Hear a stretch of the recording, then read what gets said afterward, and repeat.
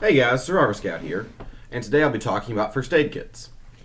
Now, right here I have my personal first aid kit. This is the kit I carry with me in my truck, and so I'm going to show you today what I have inside of it. Now, this will be a little bit different than some people's first aid kits. It'll have more things than some people, less things than some people. First aid kits are a matter of preference as well as your training and what you intend to do with it. So being my car kit, it's a lot bigger than what I'd carry in like a small backpack for a day hike. But it gives me a good option and range of tools and equipment to deal with various emergencies, be it a car crash or a natural disaster such as a tornado, which we have lots of down here. On the outside of my pack, there's a lot of MOLLE webbing straps here, which allow me to affix different tools to it. Right here, I have a rescue knife. I'll probably do another video about this knife later on because it is something I really love. But it has these really sharp serrations right here to help cut through seat belts or anything else entrapping somebody. And it has a blunted tip so that you don't hurt someone when you're trying to cut them free. Also has a nifty little glass breaker that pops out from the bottom when you squeeze the blade and the handle. Right here, I have a little Maglite flashlight. This allows me to inspect areas if, for whatever reason, my primary flashlight is not on me at the time. Carry a pair of EMT trauma shears right here. They have a little guard at the end, so you can cut clothing off of someone who's injured so you can get to the area that's injured to work on them. And that allows you to do it without injuring them. On the sides of the kit, we have some more zippered pockets. Over here, I have my gloves. You want non-latex gloves. And in general, I prefer thicker gloves to thinner gloves. I use gloves a lot in my line of work. As a lifeguard, I've been having to do first aid on people for many years.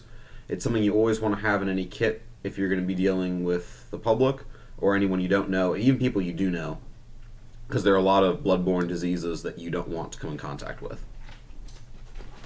On the other side of my kit here,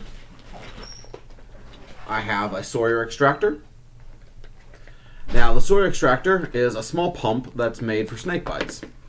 And so pretty much the idea is, if you get bitten by a snake, I'm out in the woods a lot, so it is a possibility. I try and avoid anything that would be in confrontation with a snake, but you never know when you or somebody else might get hurt. You select the tip for this. There's several different tip sizes here that matches the size of the bite. You're going to pull this plunger back right here. You stick it on, say the bite was on the hand, push down, creates a vacuum, and as you can see, it's pulling the skin up, and the idea is that'll suck the venom out and hopefully lessen the impact that it has on you while you get to medical attention. Now, in the front of my kit, I carry a QuikClot trauma kit. This is a sealed bag, but it has QuikClot in it as well as some gauze and bandages and things like that. This is to help stop severe bleeding if someone's been very seriously injured.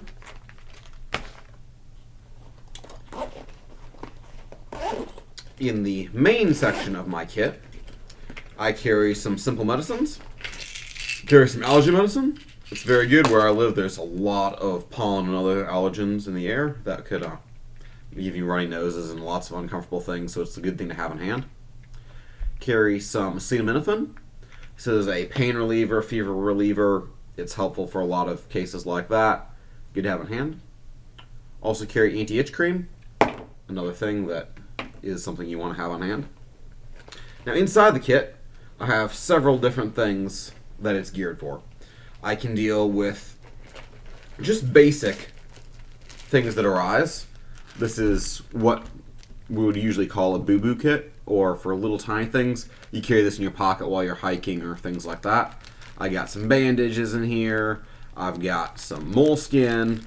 I've got some alcohol prep wipes just to clean up an area if you scraped yourself and you put a bandage on, just keep it clean. And got tongue depressor as well in here. Then I have things for dealing with more serious matters. I have various combine and gauze pads here, both large and small sizes. This is for something more serious to happen. There's a lot more bleeding that has to be stopped. Gauze pads are very good when you have to deal with nosebleeds. And then I have things for dealing with even more serious injuries. For example, a broken bone or a fracture in the collarbone, something like that. Carry a triangular bandage. It can be used for either a collarbone fracture or for helping sling up an arm that's been broken after we splinted it. Carry roller bandages to help keep gauze in place or to help keep splints in place, anything like that. I do carry my own splint with me. This is the SAM splint, and it's a foam over metal, and it's moldable so that you can put it over a leg or an arm and help keep that in place. And that's much faster than trying to go forage for the right size sticks or things like that to do splint with. Carry an Israeli military dressing. This is a combination of a trauma pad with a wrap and a tourniquet bar as well. Now, you should never use a tourniquet unless you're properly trained, and it's only in certain cases that you would actually employ that said technique. But were the situation to arise, it is nice to have the additional option to use this as a tourniquet without carrying an additional tourniquet, which would take up a lot more space and weight within my kit. I carry duct tape. This is just duct tape that's been wrapped around itself over a piece of cardboard. Keeps it a very flat profile, and it's always useful to have duct tape. There's 101 or more. There's more uses for duct tape. You always want duct tape. Another item on my kit that's somewhat uncommon in first aid kits is beeswax bandage. Now, I do martial arts, and as part of martial arts, abrasions are a rather common thing. And so my knuckles are just getting continually scraped up. Bandaging them just really wasn't working. Bandages come off really easily if you get sweaty. They just don't stick that well to knuckles to begin with. And so I was looking for something to help get my hands to, fix up my hands. I was looking online, researched this. It's called beeswax bandage. It's pretty much a lotion made of beeswax. And you can take it out, and due to how it is, it's like a cream. You can rub it over injuries, like abrasions. It's not for very serious cuts, but for abrasions and things like that, it's excellent at stopping the bleeding and helping you get that all bandaged up and get yourself patched back together. Also carry some pepper spray anti-agent wipes. I have never tested these yet, but it's an additional thing for my kit. It's one of the few things in my kit that I haven't personally tested out, but it's something that may be useful at some point in time. And finally, carry a little scalpel. This is one of those things you might not have in many kits, but it's not for surgery, but if you had little things you may need a delicate knife to do, it's available in the kit. Finally, I carry tweezers, which are really good for taking ticks out, taking splinters out, anything like that. You have to clean up yourself after a tick or anything like that. It's good to have. And I carry an N95 foldable mask. Again, this falls under your PPE or your personal protective equipment, and that helps you if you're examining a patient and they're coughing or spitting stuff up. And it's also good if you're in a, say, disaster area after a tornado or an earthquake, anything like that. There's dust in the air, there's things you don't want to be breathing in. That can really help out. So guys, this has been my kit. If you all like this video, go ahead and leave a like or comment below. Tell me what y'all carry in your first aid kits. And if there's any particular item of this or a technique you want me to make a video of, drop a comment, let me know, and I would be happy to make another video up. As a last reminder, all this gear is good to have, but most of it's not very useful unless you've been trained in first aid techniques.